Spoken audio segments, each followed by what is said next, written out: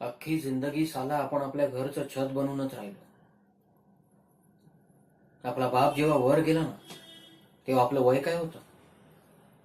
10 वर्ष. आपली आई 4 लोकांच्या घरची धुनी भांडी घासायची. एक भाऊ आणि 2 बहिणीचं लोटंबर टाकून गेला ना आपला बाप वर. 14चा होतो ना होतो तो शाळेतून निघालो आणि नाक्यावरच्या तौफिक भाईच्या गॅरेजवर कामाला लागलो. तौफिक भाई भला माणूस, साला एक नंबर भला माणूस. नाही म्हणजे त्यानेच आपल्याला घासून पुसून तासून तयार केलं, एकदम पक्का केला.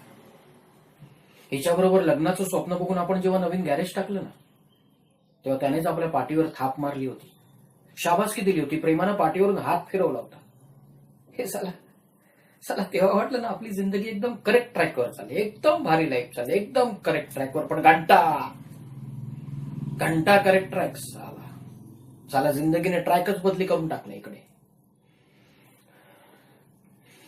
आपली आई, आपण राबताना बघून आपलं कौतुक करणारी आपली आई, आपल्यावर आलेल्या संकटाच्या वेळेला, आलेल्या प्रत्येक संकटाच्या वेळेला ती जेव्हा ठासून समोर उभी असते ना तेव्हा ती जेवढी निस्वार्थी दिसते ना तेवढीच एक सासू म्हणून चुकीची वागताना दिसते ना तेव्हा हालायला होतं, एकदम हालायला होतं.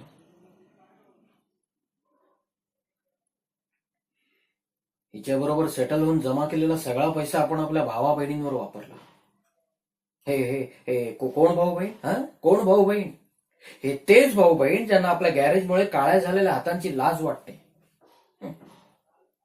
काळ्या हातांची लाज वाटते. 4 वर्ष झाली राखी नाही बांधली आपण अजून या हाताला. आपल्या बहिणीच्या घरी, आपल्या क्लास 1 ऑफिसर बहिणीच्या घरी जेव्हा आपण जातो आणि तिच्या डोळ्यात आपल्याबद्दल लाज दिसते ना तेव्हा काय घंटा हात पुढे करणार राखी बांधायला?